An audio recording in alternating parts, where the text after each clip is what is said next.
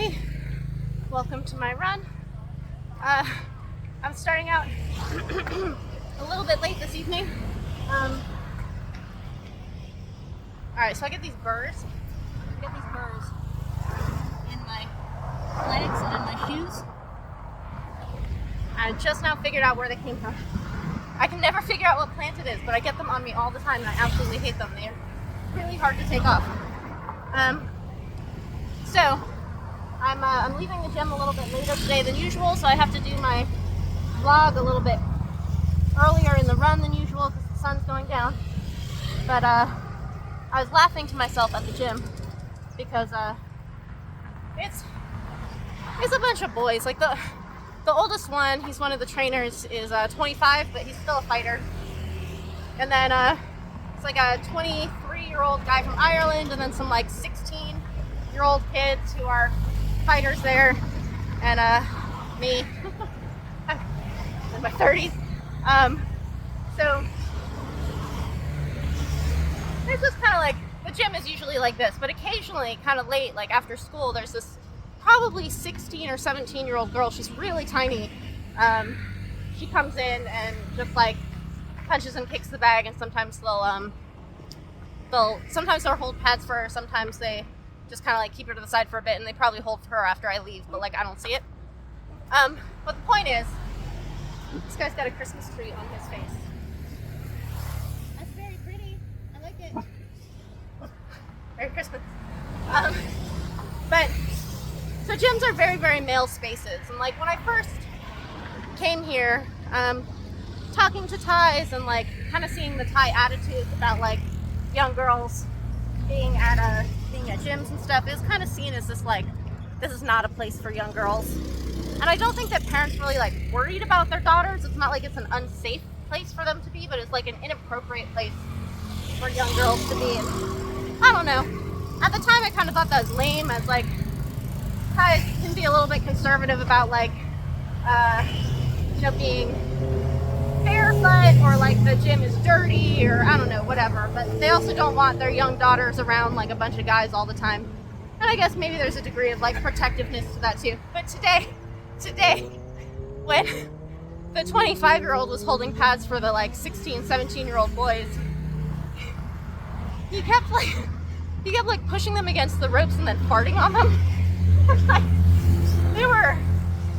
they were auditory, loud, gross farts. Like, I was laughing, but like, this is gross. And I was like shaking my head thinking like, God, I wonder why you wouldn't want your daughter in a gym space. It's very much like a boys' locker room space. And the maturity level of men in the gym is very, very low. And it stays that way. Like, it's just very boyish forever. It is very like locker room. I've been in Thailand for 11 years now, and I've trained long term at 3-4 gyms, like that kind of thing. And at almost all of them, with the exception of one maybe, and that was because it was Mawin and Petchija, who were like 12 and 13 at the time, so it's just like a totally different thing. It's their family. But like in a group where it's mostly boys and all this stuff, in 11 years the jokes have never changed. Like, it's the same jokes for 11 years at any of these gyms I go to. It's like someone comes in and their kicks are really light, and they're like, oh, how come you have no power? You were jacking off all night. Like, oh, stop masturbating so much. Do you have a girlfriend? Blah, blah, blah. It's the same jokes. They're always grabbing each other's crotches, like putting Naman Moy in each other's butt cracks, and like putting it on the back of their necks and stuff like this. And it's just very like, I don't know, Porky's type humor. And it is funny. And I think that for the kind of men who come from the West to Thailand and want to like put themselves in the gym and kind of have it be this little like fraternity, it feels very much like a fraternity. For women, I'm not offended by the humor, but I kind of have to exclude myself from it, because if you put yourself into it, it's not for you. Like, you suddenly become kind of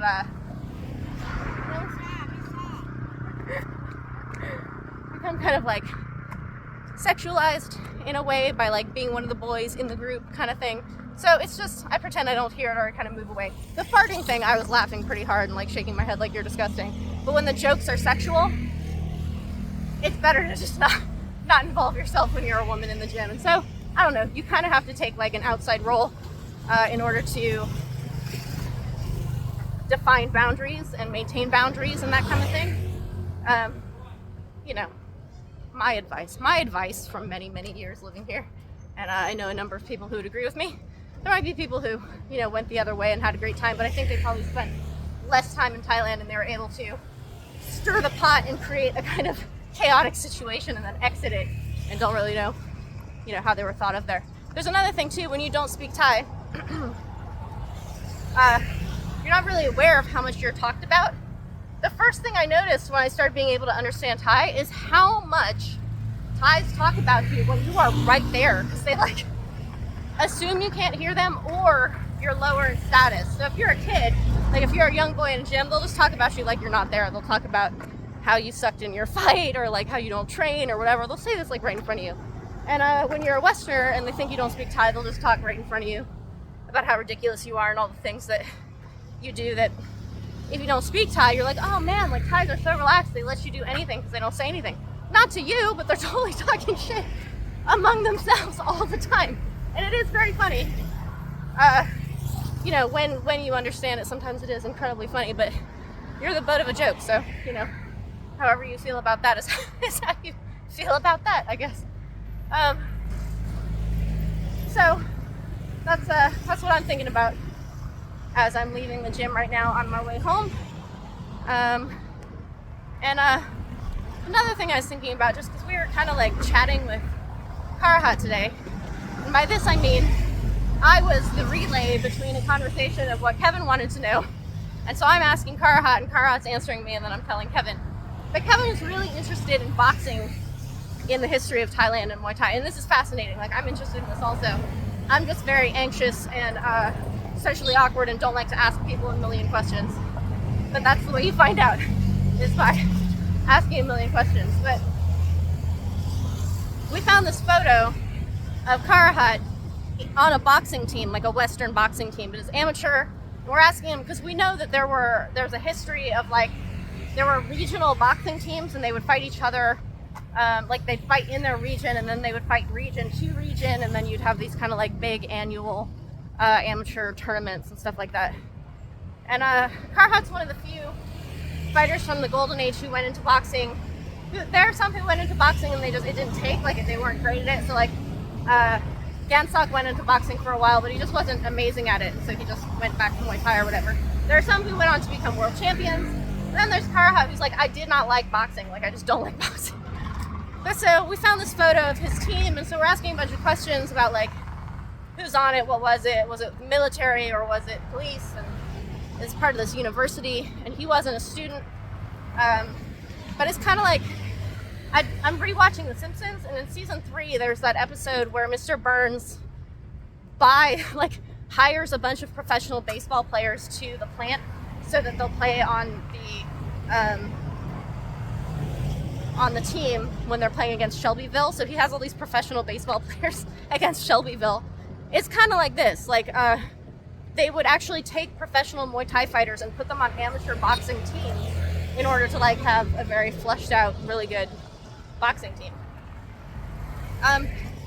But why I'm talking about this, why I'm thinking about this, is that this was a time around the Golden Age when like there was a lot of interplay between Muay Thai fighters and boxing. Like, there were boxing coaches within gyms who would work with the fighters. There were fighters who did amateur boxing and Muay Thai.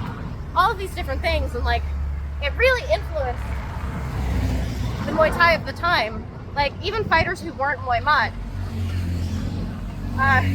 in the Golden Age, they had really nice boxing. Like, they had really, really good hands. And it's not that way anymore. Like, there isn't this same dialogue between boxing and Muay Thai in Muay Thai now. And you can really see it in the lack of skill of hands now in Muay Thai. But like, this is the Golden Age, and you think of all of the things that made the Golden Age so great, but you're looking at it retrospectively, so you can say like all of these things had amazing influence, but like you don't have that now. And like when you were in the Golden Age, it was like, wow, like this is amazing, fights are so great, you're going to see the fights. We don't call it the Golden Age when it's the Golden Age. It's like how it was the Great War and then it becomes World War I because you had a World War II. You don't call it World War I anticipating a World War II. Like, people didn't know they were in the Golden Age. It's just, it became the Golden Age based on the flow of how things became. Classic rock was not called classic rock at the time. Like, it was very new and challenging, and conservatives hated it and stuff like this. So we don't know what era we're in right now. And it made me wonder if in the Golden Age, they certainly knew how skilled everyone was and how exciting it was. Everyone was going to watch fights, but I wonder what they thought was ruining Muay Thai at the time, because I'm sure it was different from the time before. Was it like, oh, everyone's so fancy now, like nobody's powerful anymore? Because when I talk to Silver Age fighters like Pattaya Suk or Hood Padnoy, they talk about what sissies the Golden Age were. They're like, oh, these guys just like don't engage and have no power and all this stuff. They're like, we had to stay like right in front of each other. And now is when you have people like dancing off 10 feet away from each other, which is so much beyond what they were doing in the Golden Age when they would start to dance off. So like, it's one of those like it was always better before kind of things. But there's also like, what was it that people thought was so new and different in a bad way during the Golden Age that we maybe think is really cool now? Because I can say what I think is really bad about Muay Thai now. But, 30 years from now, when other things are challenging the Muay Thai that it has become and it's losing its face in a certain way and another way, it won't be these things that I'm thinking about now. So I'm curious, like in Karahat's age, when he hated boxing, if he was like, oh, all this amateur boxing is so lame or something like that. And that was not the start of boxing influencing Muay Thai at all. Boxing has been in Muay Thai since way before the Golden Age, but it wasn't as like prevalent. They didn't have like teams the way that they had during the Golden Age. So I wonder if that was something that at the time some people didn't like, or whether it was like seen as great at the time. I'm sure it's both. It's always both. Yeah. So all right, I gotta run again. My watch is beeping at me. I actually really hate my watch because it tells me things that I don't want to know. Like if I don't run for like 2 days, it tells me I'm detraining. And I wake up and it tells me that I slept badly. I don't really like my watch telling me things, and I have to keep reminding myself it only does its job of like, it looks at the numbers, and when the numbers change, it talks to me like it knows me rather than like just showing me numbers. So my relationship with my watch is a little bit complicated and it's beeping at me. So I'm being pressured by my watch to wrap this up. Just a little insight into how strong I am. Look at this fucking temple behind me. Look at that. It's the temple with like these giant stairs that you can run up. They have a lot of pigs and like chickens and stuff in there. But it's really beautiful as the sun is setting. All right, peace out, guys.